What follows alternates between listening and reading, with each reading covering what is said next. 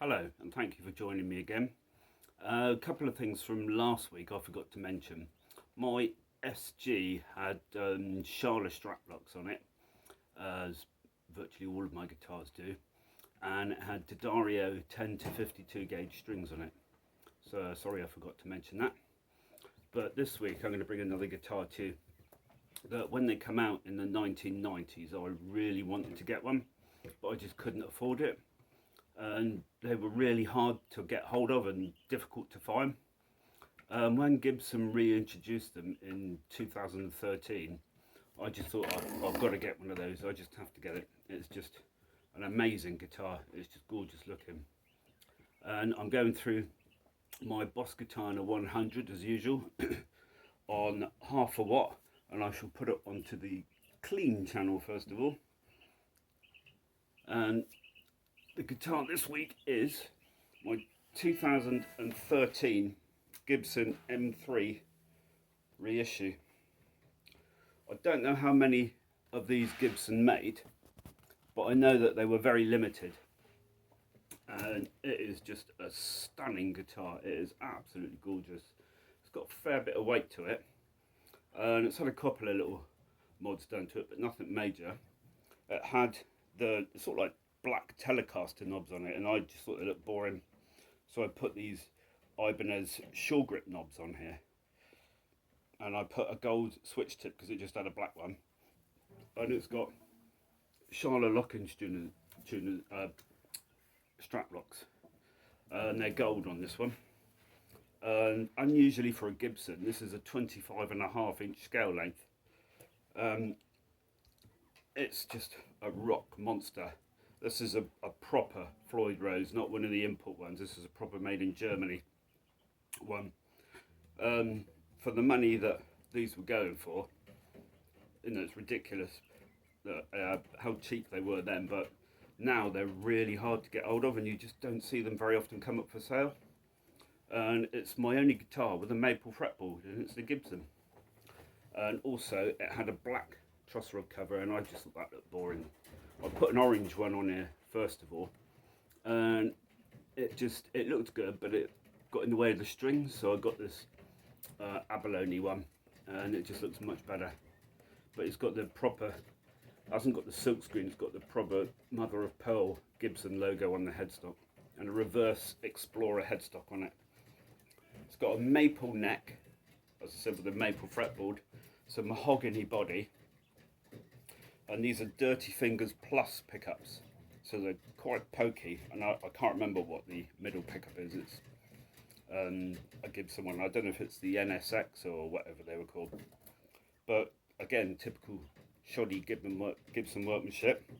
They hadn't routed the middle pickup slot properly, and it cracked the pickup cover, and the pickup had come loose, so I had to get John at Guitar Mania to route it a little bit better, so it fitted properly. But it all works properly now, and it just is an absolute monster of a guitar to play. And I'll go into the clean pickup. Oh, and this is a push pull, and it's a coil split for the humbuckers. So I'll give you the neck single coil first of all.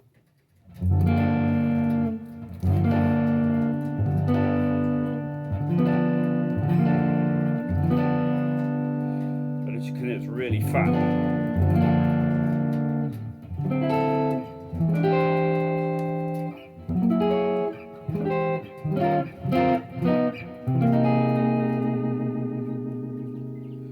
Now the neck humbucker.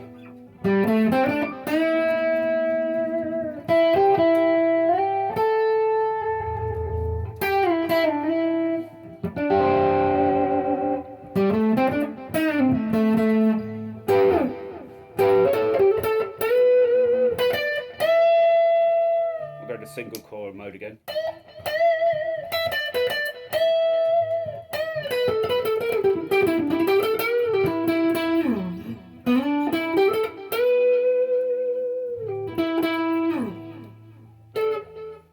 And I'll go to position 4.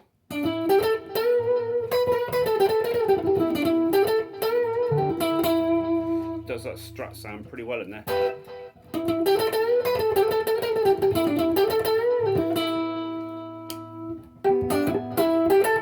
push the knob in there, so it's humbucker in the bridge and the neck, and single coil in the middle.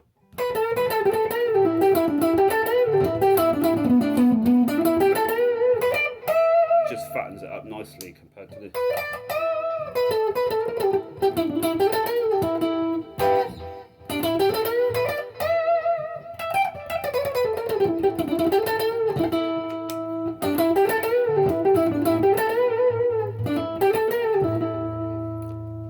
difference in the single coil and the humbucker. If I go to the middle position, so it's a single coil,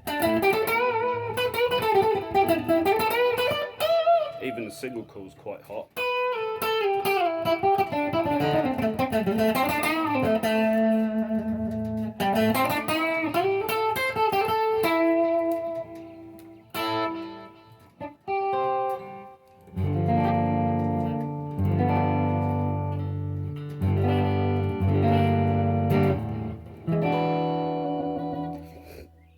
If I go in position 2 with the bridge pickup split, now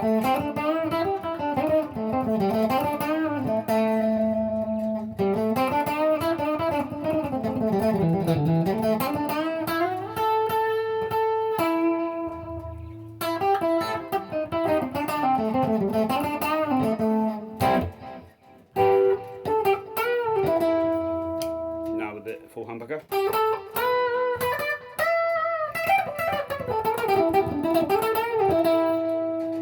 Now I'll go to the bridge in single coil mode.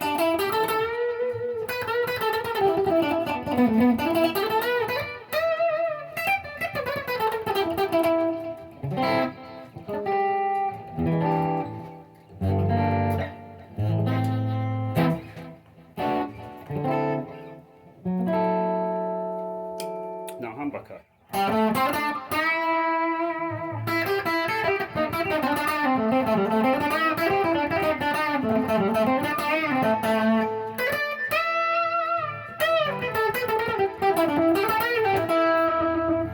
But this thing belongs in the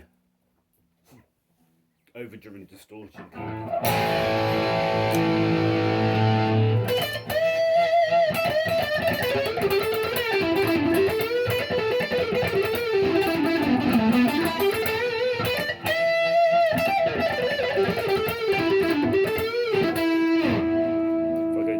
Single coil neck.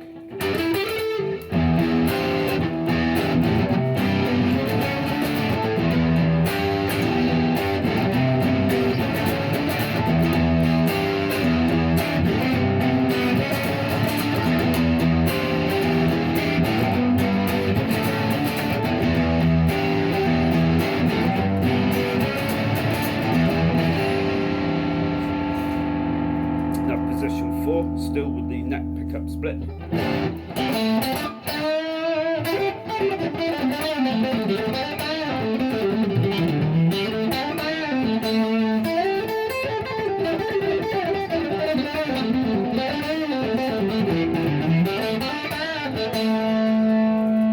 Now with the neck humbucker in the fourth position.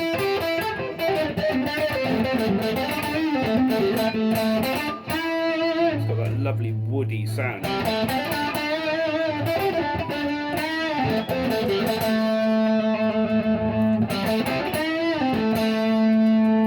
Now in the middle position.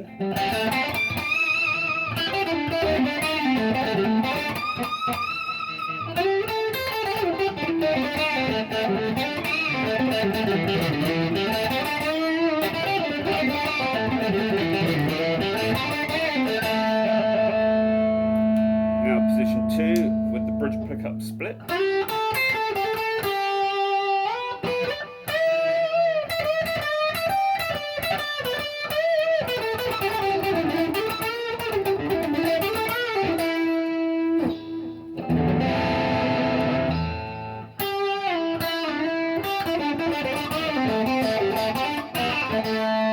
If you roll off the tone in this position,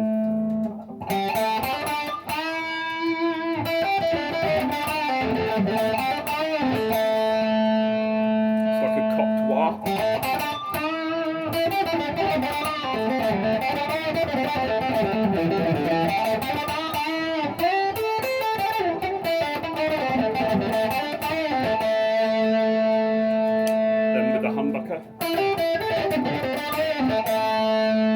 like that cocktail sound.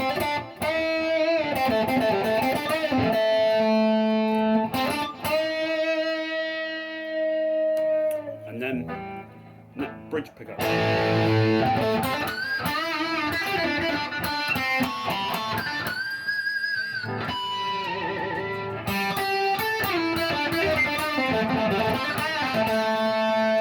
Now I'll go to the brown sound. I'll do the neck pickup.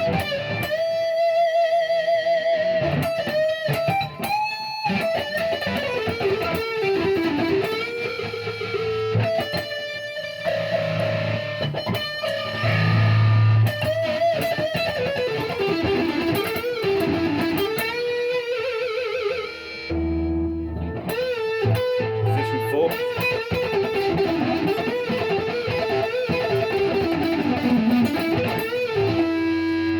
Middle position.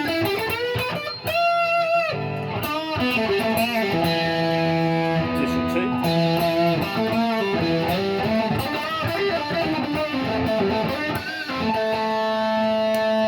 And the bridge pickup.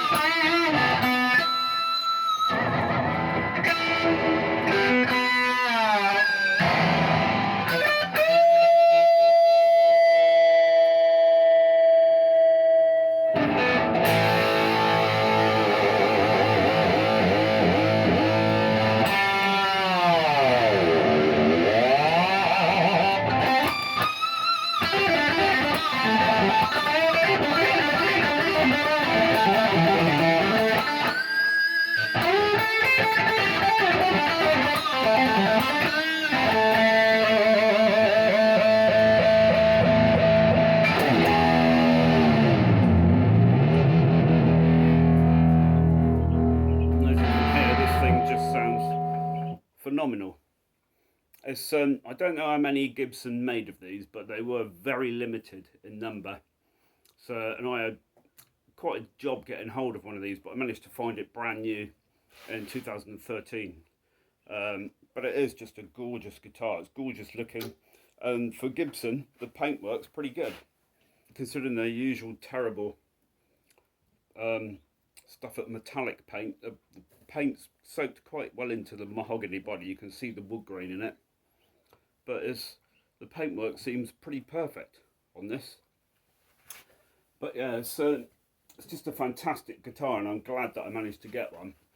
And Epiphone made a version of this as well, and I'd be happy to get one of those as well. But yeah, it's just a lovely guitar. And as I said, I don't know how many Gibson made, and I don't know how many were imported to England, but I've only seen one other one, and it was a green one. And I've been offered, someone offered to buy this off of me, and I just refused, because I had such trouble getting hold of this one. The only one I found for sale, I bought straight away. And that was, as I said, 2013, but that green one I saw for sale was second hand, about 3 years ago. But yeah, I'm really glad I've got it. So I'm glad that you've joined me, and I hope that you continue to watch my videos, and please consider liking and subscribing. Thank you very much. Goodbye.